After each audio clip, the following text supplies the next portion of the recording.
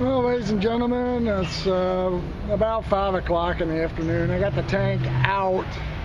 It's a mess. It had a pinhole in it. It was worn out, 37 years.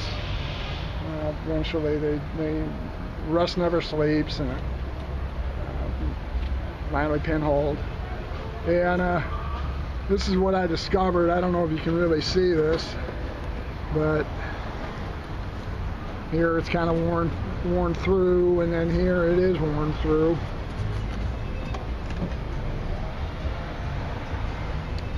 And the worst part is the size of this hole is way too big than that 5/16 that it's supposed to go on. So this part is made out of impossible to find material. So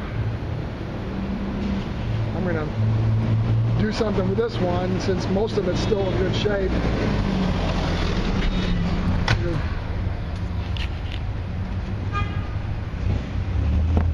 Use one of those, cut it, trim it down, and then use a couple of wire ties, nylon ties to secure it. Should take care of the problem for another 37 years. I'll let you know how it works when I get done. Thanks.